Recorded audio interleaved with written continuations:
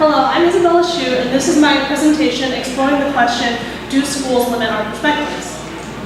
So my stance on the matter is that yes, schools ultimately are limiting students' perspectives, and in the context of increasing globalization, innovation, and political correctness, this is ultimately harming the students as they need a more varied perspective. So what's the problem? The problem stems from standardization of schools and ethnocentrism in our curriculum. So firstly, standardization. How does this contribute to failing creativity levels? So firstly, how does creativity help impact perspective? That's kind of confusing. So this connects to our stimulus sources, Looking Glass House, in this quote.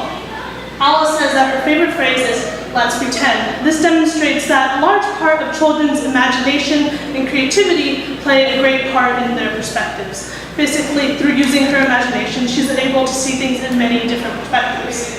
So by limiting that, we're limiting her perspective. So how does this relate back to my research? Well, here, this is Jung-Hee Kim. She has a study on Torrance test analyses. Basically, she analyzed thousands of Torrance tests to find that ultimately our creativity levels were falling, as the Torrance test is a measure of creativity. All right, so on the left here, we can see a subset of the Torrance test with the fluency score. Basically, how many ideas a child was able to come up with for the test.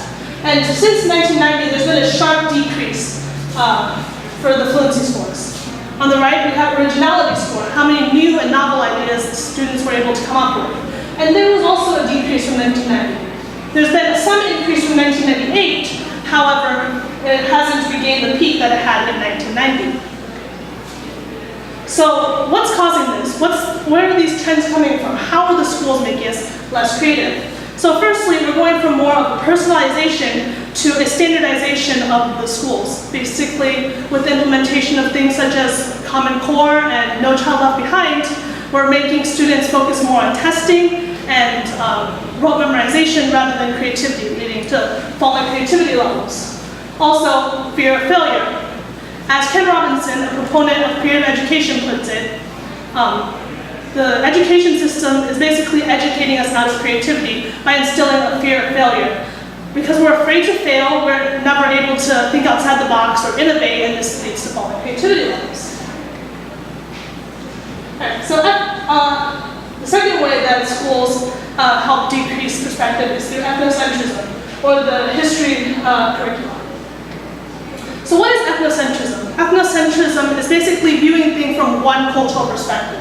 It creates an us versus them mentality and places ourselves in the best light.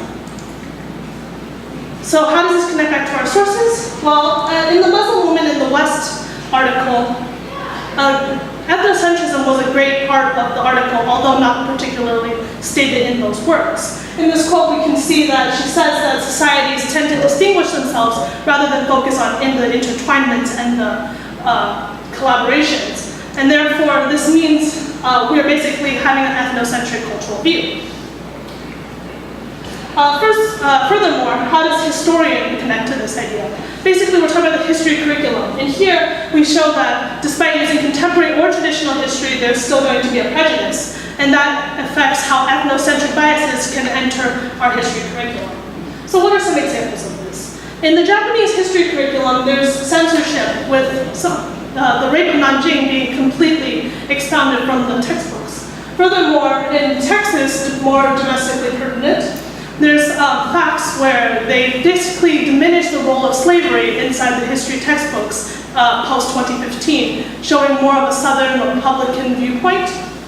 And therefore, this is diminishing the bigger picture. Students learn to lose this big global perspective and think more within their region.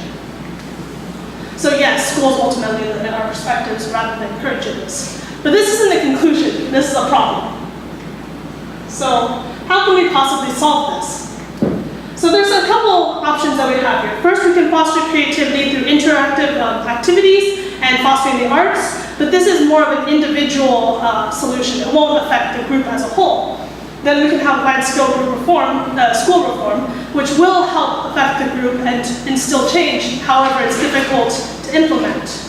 Thirdly, we can diminish standardization, which is what I chose. Okay. So, through diminishing standardization, this leads to several implications. We're allowing a freedom of learning because we no longer have to follow a standardized curriculum. We can view multiple sources and understand the global perspective because we no longer have to follow a standardized textbook or specific sources, so we can view many viewpoints. And it fosters well-rounded creative children because they can go at their own pace and understand and learn at their leisure. There are drawbacks in this, however. This means there's a difficulty in comparing the students because you're losing that part of standardized testing, and there's no central standardized goal, so students can ultimately end up falling behind. However, in this case, the benefits outweigh the drawbacks of this solution, because ultimately we're helping reinstill perspective in the schools. And therefore, this is the solution that I chose in order to help re-implement perspective back into the schools. Thank you. These are our sources. All right. So let me ask you a couple of questions. So, how did you select strategies to find information for this, and were those strategies effective? Okay. So first, I wanted to do like this big umbrella idea where I would focus in on one specific. I'd look at the broad general overview and then focus in on specifics. For example, I could look at how schools are affecting perspectives as a whole and then focus on each individual branch. However, that strategy wasn't particularly effective because they had no general connection between how the schools were related to perspectives. So I first had to go to the stimulus materials, find the connections between that, for example, with the Muslim women demonstrating ethnocentrism, and then base my research off the specific topics I could pull from the stimulus sources. Okay, so thinking about your solution, how do you think your solution would impact your community? And I mean the school. How do you think that would impact this year? Well, these findings help demonstrate that we're basically losing perspective. So therefore, we can implement these ideas throughout the school and help cause the school to basically step back from the standardization idea and focus more on the creativity and just helping students learn in general rather than through standardized testing and learning to the test. Okay. Thank you very much, ma'am.